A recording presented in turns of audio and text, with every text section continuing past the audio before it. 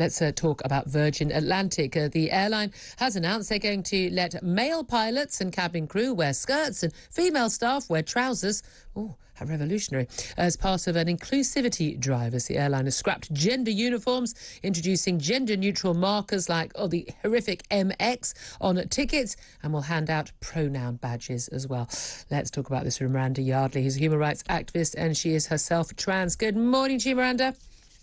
Oh, hi. Hello, lovely to talk to you. I mean, I sort of wonder, why these things are even announced. I mean, new uniform rules at an airline. Why does anyone care about this stuff? Why do they care?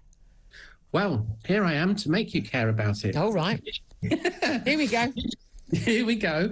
Do you know that at Virgin Airways, the median gender pay gap is 41.5%? But we know why that is. More women work as cabin crew, more men work as pilots. If women want to be paid more, go and train as a pilot.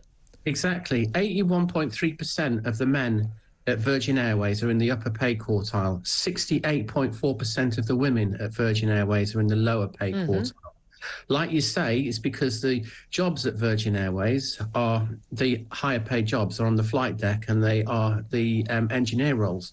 If Virgin really wanted to do something about inclusivity and diversity, surely they would look to expand the roles at these levels. Well, no, I'm not even going to allow that, Miranda. If women want to get the qualifications and train to do these jobs, does anyone seriously believe that Virgin Airlines or any other airline, they've got similar sort of ratios everywhere, that they're actively saying, oh, no, you're a girl, you won't be able to understand complicated things like flying a plane? Of course they're not. They'd be crying out to hire women pilots. Not as many women trained. That's why. I mean, that's why. It's not sexism. It's just the jobs that women apply for. Well, maybe it is, but I don't think this does anything for increasing the diversity or increasing the... Right, I couldn't care less who is serving me a drink or who is flying the plane, as long as they're qualified to do the job. It makes no difference to me what is going on in their trousers or their skirt. Why should it make any difference anyway? Well, exactly. But let's talk specifically about what they announced. They're gendered uniform options. Currently, their rules require them to do that. So you have to, if you're a man, you have to wear trousers. A woman, you have to wear a skirt. I mean, I've always been of the view, I don't understand why they're making the women working in cabin crew to wear skirts with a bit of a heel. I mean, I don't travel in a heel. I'm always in awe of these women who are able to get off a plane in a high-heeled stiletto. I mean, I don't know how they do it. I'm in my trainers, or my flip-flops. But I mean, there is an argument for getting rid of these old ideas. But women have been wearing trousers for years. We genuinely, though, don't see men in skirts. Do you support that policy? I mean, if men want to wear skirts, why not let them wear skirts? It's just an item of clothing, isn't it? And, so what? I mean, I think the whole idea of saying, well, you can wear what you want and it's really special, I think that's just reinforcing sexist stereotypes anyway. I mean, again, it doesn't really affect women so much because women have been wearing these options, and often school uniform for girls often includes both options. But it seems to bother people if men wear a skirt. I'm not sure. I'm not sure it's a great look for a lot of men, depending on, the turn of your ankle, whether you've shaved your legs or not. But I've got to be honest with you, as long as you bring me my gin and tonic pronto and you can get me off the plane in the event of something going wrong, I'm not that bothered. But what do you make of Virgin Atlantic sort of publicising this and the idea of also talking about having this awful MX, this you're not a man, you're not a woman, you can choose your title thing? I'm referring to passengers as Mr. and Mrs. and the like.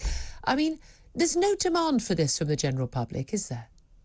There's a demand from it for a very, very small part of the general public. And, it's my belief, we may disagree on it, that focusing on the wants of a few people is allowing Virgin to try to make capital out of something when they've got more pressing issues, I would have said, as to the composition and the pay rates that exist within their organisation. Yeah, you made that point, isn't it? But again, even using the gender-neutral title MX, I mean, I don't accept that people aren't male or female.